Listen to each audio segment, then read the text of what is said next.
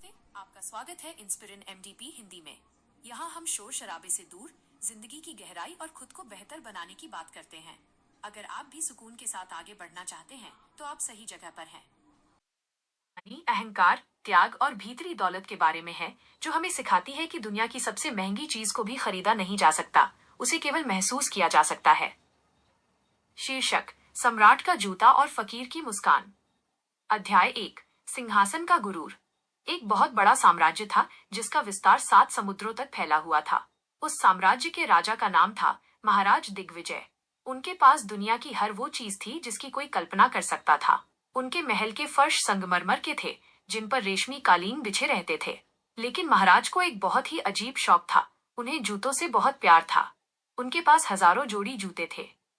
कोई सोने के तारों से बुना हुआ, तो कोई बेशकीमती हीरो से जड़ा हुआ। महाराज का मानना था कि इंसान की औकात उसके पैरों से शुरू होती है। वे जब भी दरबार में चलते, उनके जूतों की आवाज पूरे हॉल में गूंजती, जिसे सुनकर दरबारी अपना सिर झुका लेते थे।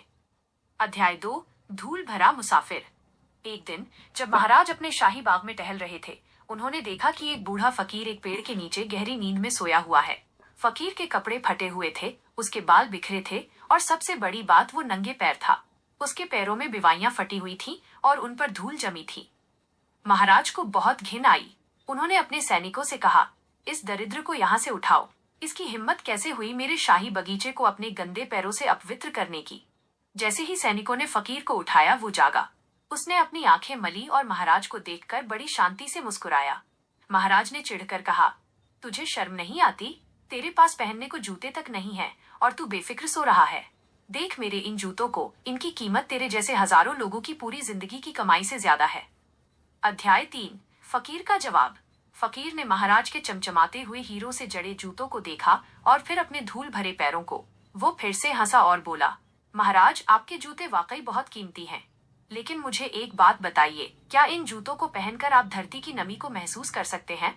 क्या आप घास पर ओस की बूंदों की ठंडक को जान सकते हैं? क्या आपके ये जूते आपको उस बोझ से आजाद कर सकते हैं जो आपके मन पर लदा हुआ है? महाराज हक्के बक्के रह गए। उन्होंने गरज कर कहा, बकवास बंद कर। जूते पैरों की रक्षा के लिए होते हैं। नंगे पैर चलना पिछड़ी सोच और गरीबी की निशानी है। फकीर ने बहुत ही सौम्य स्वर में कहा, महाराज, रक्षा जूतों से नहीं, सावधानी से होती है। आप जूते इसलिए पहनते हैं क्योंकि आपको डर है कि कहीं आपके कोमल पैरों में कांटा न चुभ जाए। लेकिन मैंने अपने पैरों को इतना मजबूत और अपनी आत्मा को इतना बेखौफ बना लिया है कि अब मुझे कांटों से डर नहीं लगता। आप अपने जूतों के गुलाम हैं, उन्हें पॉलिश चाहिए, उनकी हिफाजत चाहिए। मैं आजाद हूँ। अध्याय 4: रातों की बेचैनी। फकीर तो चला गया, लेकिन उसकी बातें महाराज के दिमाग में कांटों की तरह चुभने लगी। उस रात महाराज को नींद नहीं आई। उन्होंने देखा कि उनके पास हजारों जूते थे, लेकिन वे एक पल के लिए भी उस फकीर जैसी शांति महसूस नहीं कर पा रहे थे। उन्हें लगा कि उनके पैर उन कीमती जूतों में कैद हैं। वे आधी रात को उठे और उन्होंने अपने सबसे महंगे जूते उतारे। उन्होंने पहली बार नंगे पैर अपने ठंडे संगमरमर के फर्श पर पैर रखा। उन्हें ठंडक महसूस हुई। फिर वे बगीचे की घास पर चले। ओस की बूंदों ने उनके पैरों को छुआ। उन्हें लगा जैसे बरसों बाद उनके शरीर में जान आई हो। अध्याय 5: असली आजादी। अगली सुबह महाराज ने एक बड़ा ऐलान किया। उन्होंने अपने हजारों जोड़ी जूतों को राज्य के गरीबों और जरूरतमंदों में बांट दिया।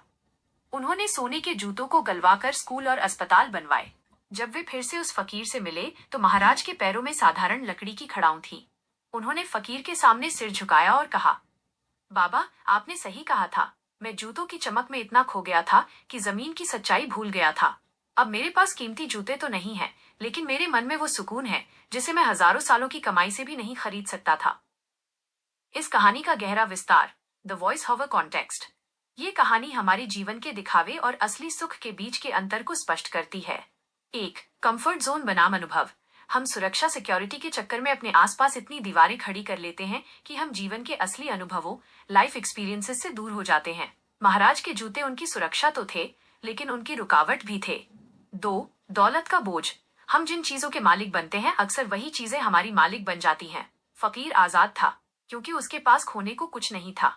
महाराज कैद थे क्योंकि उन्हें अपनी शान शौकत बनाए रखने का बोझ उठाना पड़ता था। 3. जड़ों से जुड़ाव। नंगे पैर चलने का अर्थ है अपनी जड़ों, रूट्स और मिट्टी से जुड़ना। जब हम बहुत ज्यादा आधुनिक और विलासी हो जाते हैं तो हम अपनी संवेदनाएं, सेंसिटिविटीज खो देते हैं। 4. दृष्टिकोण का बदलाव। फकीर ने महाराज को नीचा नहीं दिखाया, उसने बस उन्हें एक दूसरा पहलू दिखाया। सच्चा गुरु वही है जो आपकी संपत्ति नहीं, बल्कि आपकी दृष्टि बदल दे। जीवन का सबक। इंसान की पहचान उसके लिबास या जूतों से नहीं, बल्कि उसके आचरण और विचारों से होती है। आप दुनिया की सबसे महंगी कार में बैठकर भी दुखी हो सकते हैं, और एक फकीर सड़क के किनारे सोकर भी स्वर्ग जैसा सुख पा सकता है। असली अमीरी वो नहीं है जो आपके पास जमा है, बल्कि वो है जिसे खोने के बाद भी आप पूर्ण महसूस करें। अपनी आत्मा को दिखावे के जूतों से बाहर निकालिए और सच्चाई की जमीन पर चलना शुरू कीजिए। तभी आप जीवन की असली ठंडक और सुकून महसूस कर पाएंगे। ये था आज का वीडियो। मुझे उम्मीद है कि आपको इससे कुछ नया सीखने को मिला होगा और ये आपके काम आएगा। अगर आपको यह वीडियो पसंद आया तो लाइक का बटन दबाना न भूलें। चैनल को सब्सक्राइब करें ताकि आप हमारा कोई भी नया वीडियो मिस न करें। और हाँ, अगर आपके मन में कोई सवाल है या आप किसी खास टॉपिक पर वीडियो चाहते हैं तो नीचे कमेंट बॉक्स में जरूर लिखें। आपके सुझाव हमारे लिए बहुत कीमती हैं। अपना कीमती समय देने के लिए बहुत बहुत धन्यवाद। देखते रहिए इंस्पिरिन MTP, सीखते रहिए और दूसरों को प्रेरित करते रहिए। मिलते हैं अगले वीडियो में। जय हिंद।